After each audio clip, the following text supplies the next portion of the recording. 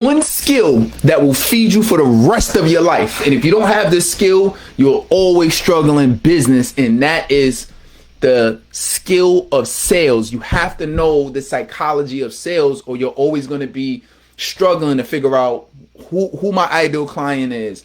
What do they want? How can I help? What their goals are? Can I serve them? And this is not just a beginner question. This is for even if you're pivoting businesses, if you're starting a new business, if you're looking to expand your clientele outside of your current customer and or client base, you gotta know the skill of sales. And this is what has been blessed enough that allowed me to make multiple six figures throughout my life.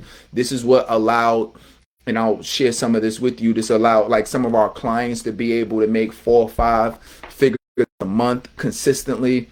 And it comes down to the psychology. Number one, first is qualification. Somebody put that in the chat for me. Qualification.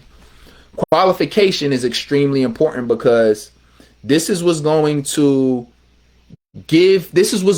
allow you to understand your audience on a deep level.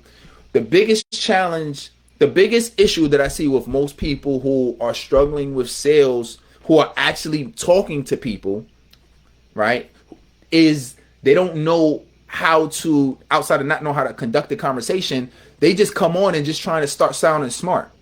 They might ask 1 or 2 questions that's not relevant for real, and then they just start going and just start speaking everything. Oh, I can help you with this, and we can do this, and we can do that, and we can do that. And the problem with that is you have not identified yourself as an expert. The problem with that is you have not made it, and this is all part of sales psychology, you have not made the pain emotional enough for them to make a decision.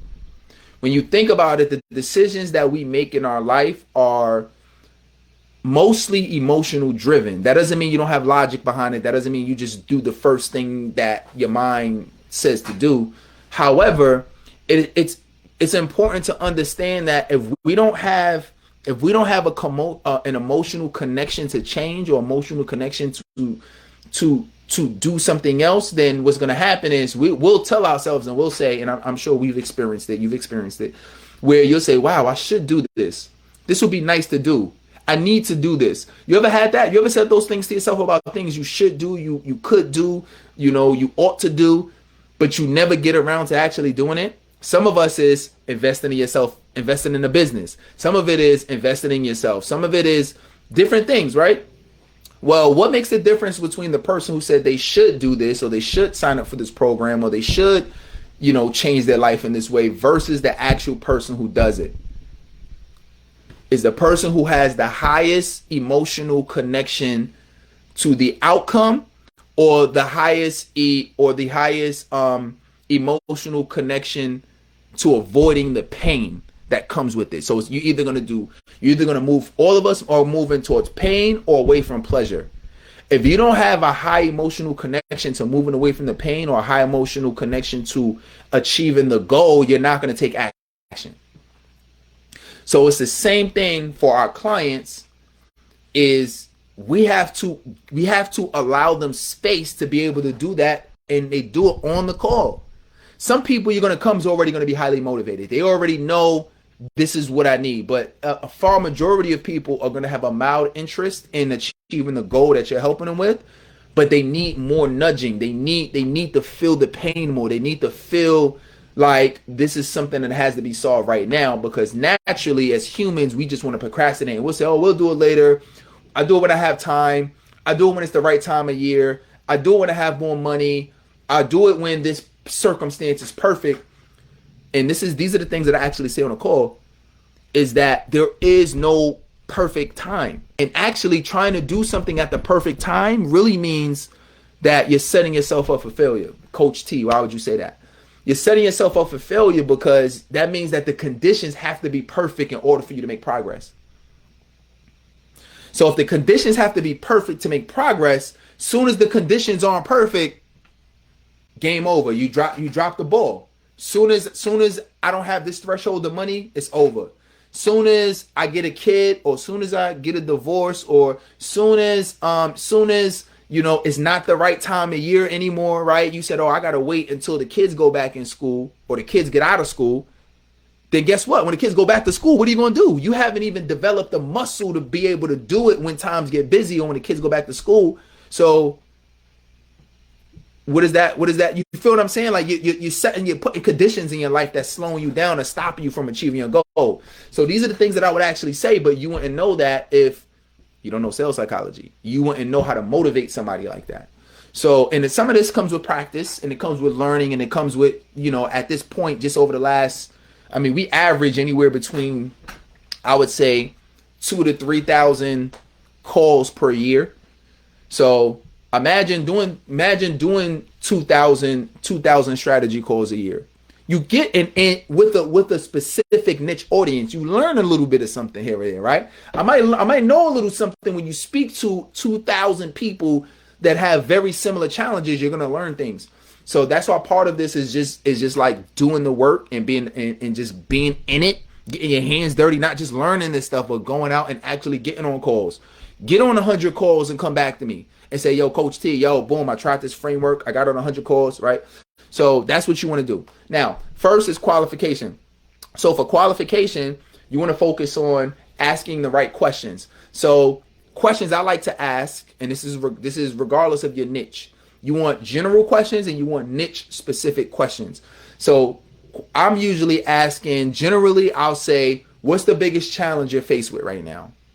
I'll usually ask, what's the goal that you're looking to achieve? Now, depending on what niche you're in, what business you're in, you can change that. For me, I'm usually saying, okay, well, how much revenue do you want to make per month? Because I'm business focused, right? I'm helping a lot of experts. I'm helping a lot of coaches. I'm helping a lot of speakers. I'm helping a lot of course creators, content creators, influencers. I know that that's my realm, but I help general business owners too and service providers. But I know specifically I'm working with people that are entrepreneurs or in business. So I can ask a revenue question, but if I was relationships, I'll say, well, what's the biggest challenge that you're faced with in your marriage right now? What's the biggest challenge that you're faced with finding dates right now? What's the biggest challenge that you have with their health right now? What's the biggest challenge that you have with your mental health right now? What's the biggest challenge that you're having with the trauma that you're facing with right now? You feel what I'm saying? Like those are more niche specific questions that you really want to ask. If that makes sense, go ahead and put makes sense below. So that's what we want to focus on. So what are those questions? Niche specific questions. Any question that's going to really help you understand, and this is the philosophy, understand the person that you're talking to. I like to ask questions about family. I like to ask, although I have a business program, I like to ask people about their life, like meaning like their psychology, because anytime you want to, and this is true for everybody that you're going to help, and for you and for me and for everybody in the world, anytime you pursue a goal that you don't currently have, that means that there's skills that you have not currently mastered. Let me say that again. If there's any goal that you want, that means that there's skills that you have not currently mastered. And this goes for everybody. So I like to ask questions around their psychology. I'll say, well, what's the, I've been doing some trainings recently called identity shifting or identity switching, which basically you got to switch from the identity that you are now into the identity that you want to be successful. So that's important. So you want to ask them those psychological questions. So that's number one. Number two, everybody write this down. Number two is once you go through your qualification questions, now it's all about recommendations. Everybody write that down. Recommendations. This is the part where everybody get excited. It's the part where everybody say, oh my God, yes, I can help you. You should do this, do this, do this. And you give them 100 things to do. So first is when you're giving recommendations, this is what I'm saying that I recommend you should do. This is not buy from Coach T. This is what my program is. This is what you get. This is pure advice, pure recommendation, because you want them to leave the call with value. You know how many people that for whatever reason it wasn't the right time, or for whatever reason, maybe they weren't even qualified, because just because you got a credit card don't mean we're going to work with you. Like there's a culture fit. People ask, so how are you getting your clients results? I got one of my clients, Joy, she got a 1,000% ROI her first week. I just got off a call with one of my other clients a couple days ago, and he just got a 70% conversion rate us running his ads his first week. Got 35 qualified leads his first week. 35. Imagine the week before you have 0, and then the next week you got 35. That's the type of results we're talking, right?